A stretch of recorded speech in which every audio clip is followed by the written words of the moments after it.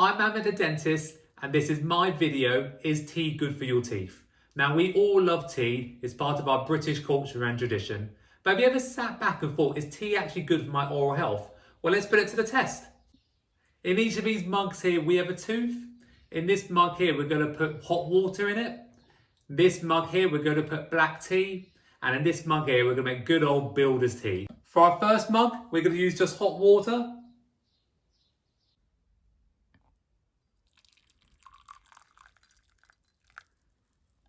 For our second mug, just a tea bag and hot water to make black tea. For making builder's tea, I feel it's only right. I'm dressed like a builder. So let's make a good builder's brew. We've got our 2 tea bags. We'll put our water in.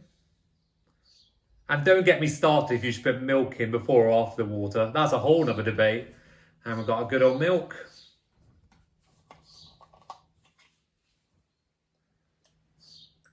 There we go. I'm going to leave these bags in for a few minutes, then take them out, and I'll see you guys in a week's time. It's been a week. Welcome back to the Great British Tea Experiment. Let's have a look at our results. So this is our tooth inside normal boiling hot water. Right everyone, so this tooth was held inside water, and straight away we've got a nice yellow texture, glossy white shining, because this is with natural healthy water, no staining whatsoever. And as always, I'm really happy with this result. And this is our tooth in black tea, which has been in for a week. Let's take this out if I can. There we go. And let's have a look at this under the camera. This tooth was held inside black tea for a week. And straight away, you can see this kind of brown deposit, which is flaking off. And I imagine this is the tea staining. And it's all up across the entire tooth. And it's stained the entire tooth within a space of a week. This is somewhat disgusting. But it's important to note that the tooth is still hard. I've not really noticed any considerable acid effect or irreversible permanent damage to the tooth. It just simply doesn't look very nice. And for our finale, good old British builder's tea. Let's take this out. There we go. And let's have a look at this under the camera. And now we've got good old builder's tea. And once again, we've got this kind of brown staining all around the tooth. Some bits of it are coming off, which is a staining from the tea. And this is somewhat stuck on. This isn't coming off very easily. And then like with the previous tooth, we haven't got any permanent damage. We've still got glossy, hard, shiny tooth structure. And so the tooth itself is fine. It just doesn't look very nice. Truth be told, teeth isn't actually that bad for your teeth. It has an acidity around 5 to 6. So have really good oral hygiene and I'm sure you'll be fine.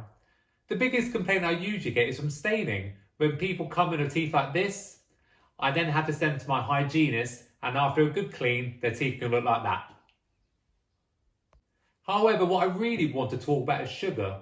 The average man is only meant to consume 7 teaspoons of free sugar every day, whereas most people, especially with builder's tea, put at least 2 teaspoons in.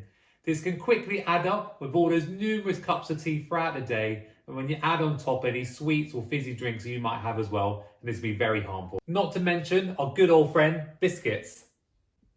Each rich tea biscuit has 2/3 of a teaspoon of sugar, whereas hobnobs have about 2.5 teaspoons of sugar. And let's face it, you never stop at 1 biscuit.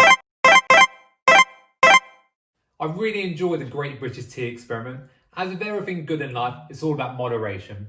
Now, I don't know about you lot, but this has made me absolutely parched for a cuppa. So I'll catch you guys later as I enjoy a little treat for myself.